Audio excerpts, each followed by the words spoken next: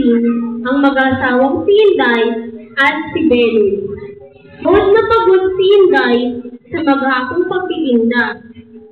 Halos hindi niya maimulat ang kanyang mga mata. Biglang bangon si Inday at biglang higaon. Aray! Aray! Ang sakit-sakit ng katawan ko!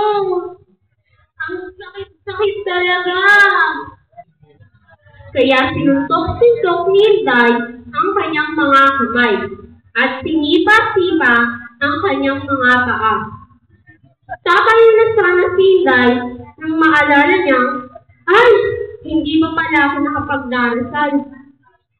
Isang mahabang pangababa, isang mahabang pangalang, amen, ay sumobra dito lang pala at bumulong-bulong si Inday.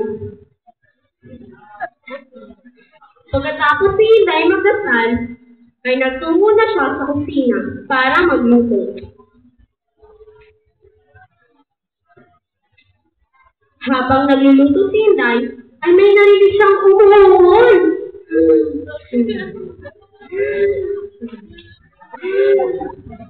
Ay, ano ba yun? Parang sa naglalampo. Pero, madaling araw na. Ay, si Beloy yata yun. At sinundan ni Inday ang uwol. Ay, si Beloy nga! Bumubula at nangingisay ang bibig ni Beloy na madasal ni Inday. Beloy! Beloy! Huwag mo muna akong iwan! Wala pa tayong anak! Ano ang mga pangarap natin? Beloy!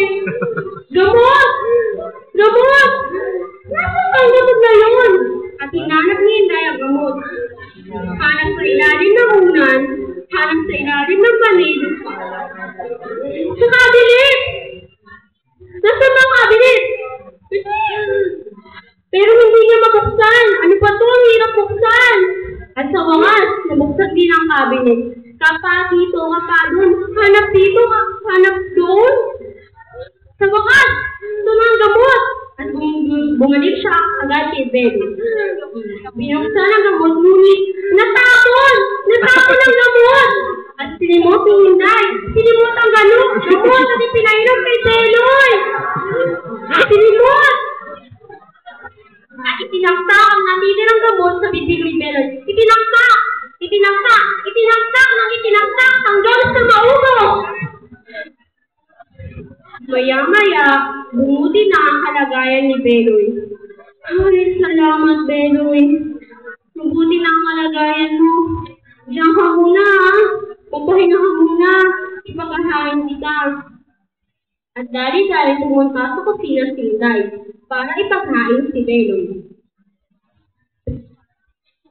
Mahal, kumain ka na, oh. Kain na. Para lumakas ka uli. Kain na. Oh, ito na, oh. Oh, sarap yan. Oh, tubig, oh. Oh. Sige, sige lang. Kain ka lang para lumakas ka uli.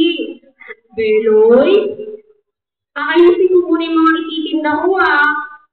Para magkaroon tayo ng pera. Sige, ah. At inayos na ni Inday ang kanyang ititinda.